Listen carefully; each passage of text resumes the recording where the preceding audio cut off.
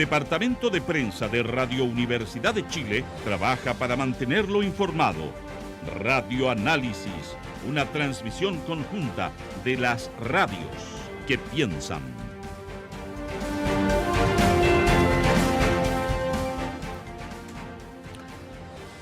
Seguimos en esta primera edición de Radio Análisis, miércoles 17 de mayo de este 2023, 9 de la mañana, 37 minutos, y damos la bienvenida a nuestro siguiente invitado. Estoy hablando del gobernador de Valparaíso, Rodrigo Mundaca. Buenos días.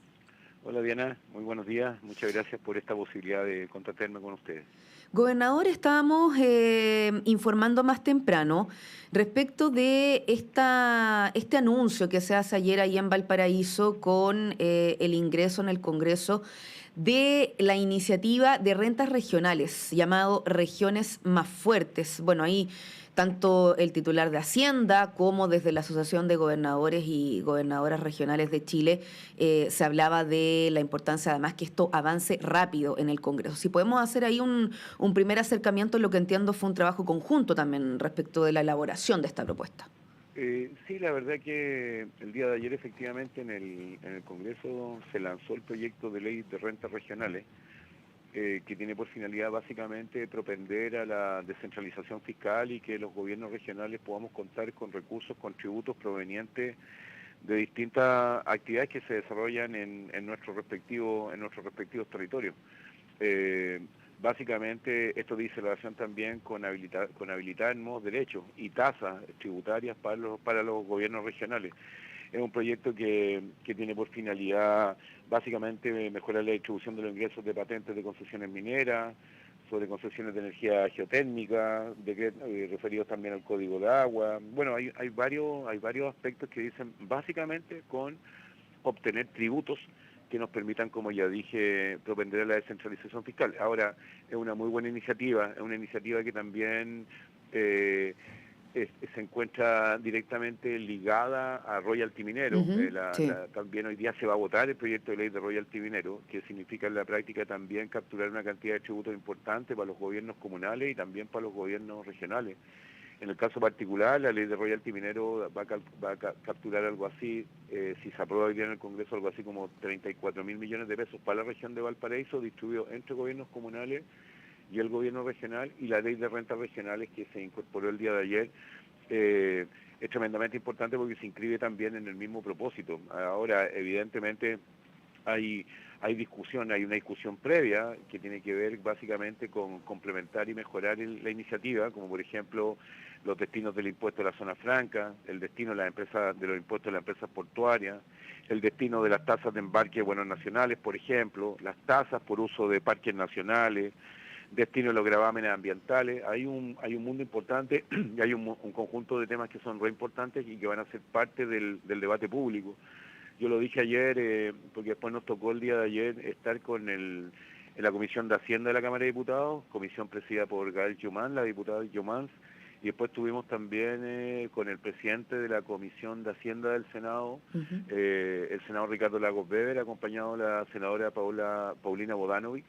Y en ambos espacios, cuando me tocó intervenir, yo señalé que era muy importante para las regiones como la región de Valparaíso, gravámenes portuarios. No, la región de Valparaíso tiene los principales puertos del país, Ventana, Valparaíso, San Antonio, y tenemos el puerto terrestre más grande de América Latina, el puerto de los Andes, a propósito de que el 90% de la transferencia de carga con destino al Pacífico pasa por el puerto de los Andes. Por tanto, el gravar precisamente la carga que se estiva, la carga que sale de los puertos terrestres y marítimos de la región de Valparaíso, para nosotros también es tremendamente importante.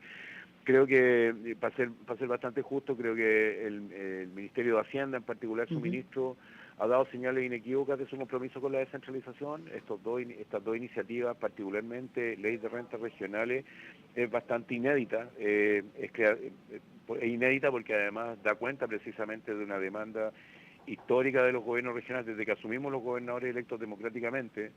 Incorpora también, vuelvo a la ley de rentas regionales, incorpora la creación de un fondo de equidad, regula el gasto y la gestión presupuestaria, porque además también no solamente se trata de tener mayores tributos, sino que también todos los gobernadores estamos muy de acuerdo y conformes de que haya buenos mecanismos probatorios, mecanismos regulatorios, que haya modificaciones también en la gestión de los recursos, normas sobre flexibilidad presupuestaria también que están contenidos también en el proyecto de ley, y por tanto también existe la posibilidad dentro de este proyecto de ley de rentas, la posibilidad de que los gobernadores, que los gobiernos regionales también puedan adquirir acreencias, es decir, que se puedan endeudar, un endeudamiento razonable ante situaciones en las cuales carezcamos de recursos para acometer una determinada iniciativa. Así que creo que el tema de la transparencia en este proyecto creo que también es fundamental, así que creo que lo de ayer fueron muy buenas noticias. Sí, además durante la semana una reunión de la mesa y de la asociación con el presidente de la República y algunos de los Sí, ministros. Sí, llevamos 2 días muy intensos. sí. Estuvimos el día lunes a las 12:30, efectivamente, con el presidente, quien estaba acompañado por la ministra del Interior, Carolina Toá, y el subsecretario de Desarrollo Regional, Nicolás Cataldo. Ahí la conversación fue una conversación bastante franca, bastante llana. Hablamos de las características que tiene el proceso de descentralización hoy día, hablamos de los acuerdos que se suscribieron con el gobierno central el 19 y 20 de enero del 2023 en la ciudad de Antofagasta, cuando hubo cambio de mando en Aguarechi. Hoy día el presidente Aguarechi es Ricardo Díaz por este año. Y ahí hubieron una serie de compromisos que se contrajeron, entre ellos que hubiera una relación de preeminencia con la autoridad política, administrativa y fiscal de la región, electa democráticamente, con las gobernadoras y los gobernadores.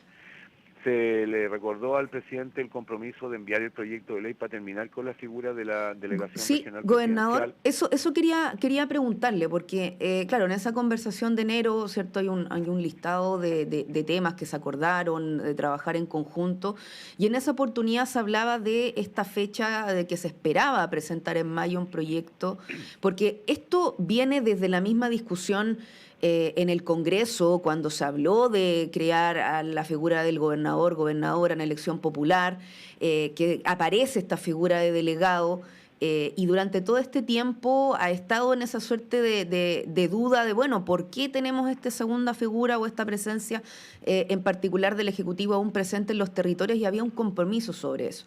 ¿Hay algo de estos plazos? ¿Efectivamente está la voluntad para que ellos, según estas conversaciones?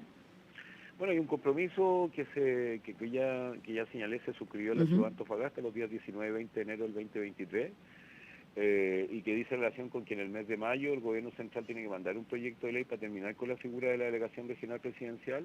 Entendemos el planteamiento que hace el presidente cuando dice que el gobierno central tiene que estar representado en las regiones, lo entendemos perfectamente bien a propósito de las características de ser un Estado unitario, pero descentralizado hoy día el país. Pero hay un compromiso que es político y nosotros esperamos que ese compromiso se cumpla. La ministra Toá señaló, bueno, todavía estamos en el mes de mayo y por tanto nosotros esperamos que eso se cumpla. También le señalamos a propósito de lo que ocurrió el 7 de mayo. Mira, a propósito de lo que ocurrió el 7 de mayo, una de las conversaciones que hemos tenido también y uno de los compromisos que hay es enviar en el mes de agosto un proyecto de ley al Congreso para habilitar a los gobiernos regionales a tener una división adicional de prevención del delito y atención a víctimas. Porque esto es importante para nosotros los gobernadores regionales del país, gobernadores y gobernadores regionales del país. El conjunto de gobiernos regionales y en el ejercicio del cargo de las gobernadoras y gobernadores regionales electos democráticamente, nosotros hemos destinado más de 308.000 millones de pesos en materia de equipamientos con propósitos de seguridad en nuestras respectivas regiones. Eso dice relación con vehículos policiales, eso dice relación con sistemas de televigilancia aérea, es decir, drones que actúan como medios probatorios ante hechos delictuales, eso tiene que ver con equipamientos con la PDI, eso tiene que ver con reparaciones de módulos en las respectivas cárceles, y por tanto nosotros el día lunes le pedimos al presidente que no había que esperar a agosto, sino que el proyecto hay que enviarlo con la mayor prontitud posible, la mayor celeridad posible, porque objetivamente hoy día hablar de seguridad es súper fácil para quienes vociferan con respecto a la seguridad, pero que en la práctica no tienen musculatura ni brazo político para ejecutar políticas públicas que propendan precisamente a la seguridad de las y los ciudadanos de la región, de las respectivas regiones. Por tanto, para nosotros es tremendamente importante efectivamente que este proyecto ingrese pronto en la Cámara. Yo también se lo señalé ayer al presidente de la Cámara, ha hablado Mirosevic, con quien nos reunimos también.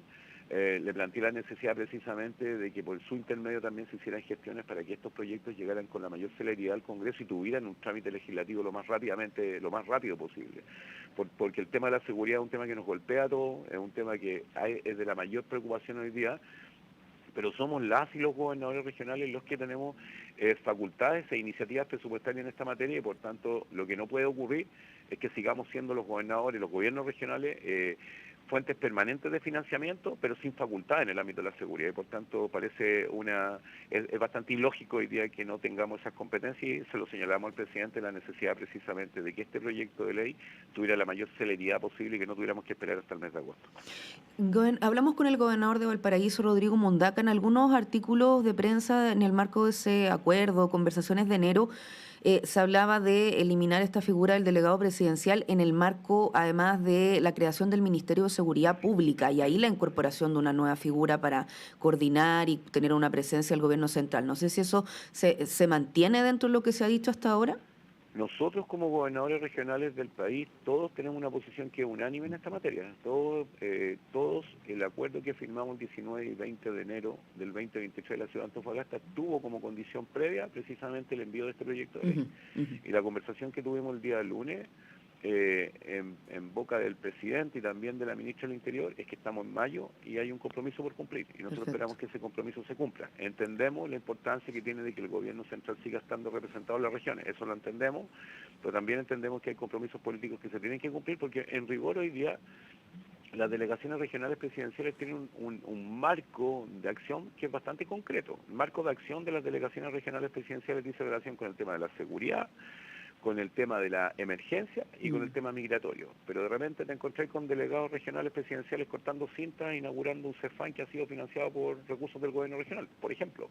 O te encuentras con delegados regionales presidenciales entregando equipamientos para los municipios que han sido financiados por los gobiernos regionales. Y esto no tiene que ver con una disputa de egos ni mucho menos, sino que tiene que ver básicamente con las funciones que desempeña él o las gobernadores regionales. Nosotros somos autoridades electas democráticamente que tenemos la tarea en nuestras regiones de conducir política fiscal y administrativamente en nuestras regiones y por tanto han habido una serie de traslapes en algunas regiones donde los delegados regionales presidenciales se van de rosca simple y llanamente y asumen roles y asumen tareas que no les corresponden, que no están dentro de su ámbito y por tanto objetivamente también hay una confusión en los territorios cuando se habla de la delegación regional presidencial y los gobernadores. El delegado regional presidencial es un funcionario del gobierno designado por el gobierno y el gobernador o gobernadora regional somos autoridades democráticas elegidas por primera vez después de 200 años para conducir los destinos de nuestros territorios y de nuestras comunidades.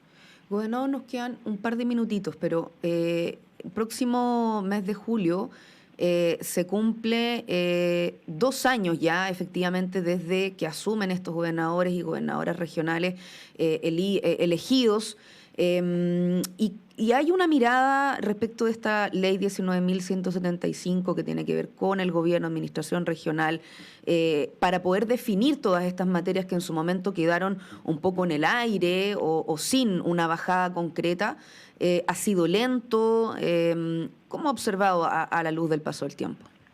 Es un proceso difícil porque el proceso de descentralización en rigor significa ceder poder.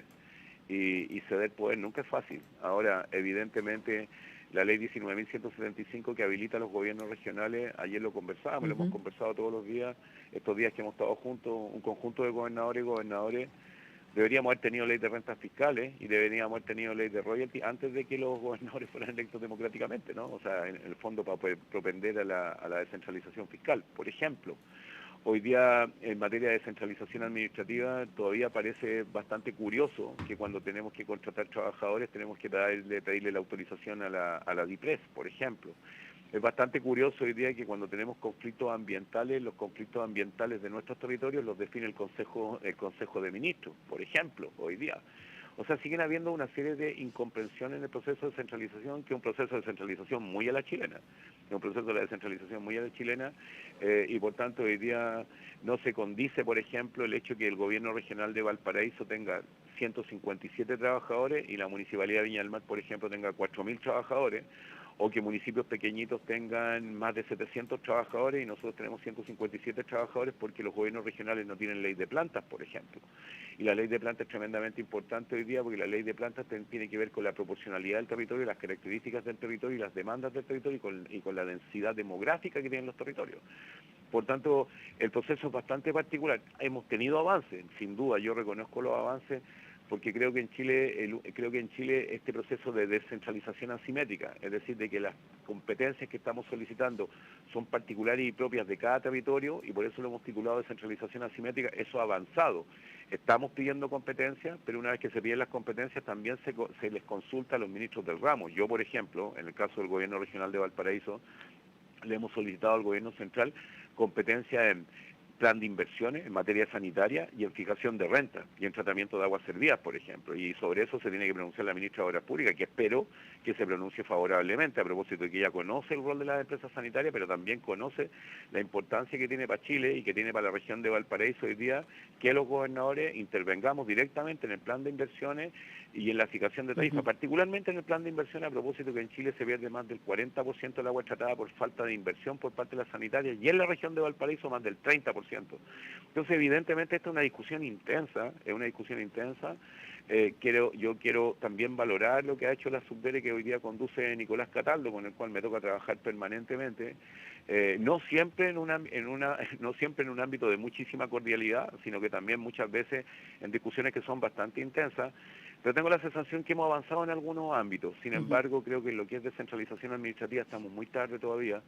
En materia de descentralización política dice básicamente con el rol que ejercemos nosotros en nuestros territorios, y en descentralización fiscal creo que lo que ha impulsado Hacienda son muy buenas noticias en materia de ley de royalty y en materia de ley de rentas regionales, que esperamos también contar con el apoyo del Parlamento. Y por cierto, también esperamos que el presidente se allane a enviar con la mayor celeridad posible el proyecto de ley para que nos habiliten una división de prevención del delito y atención a víctimas.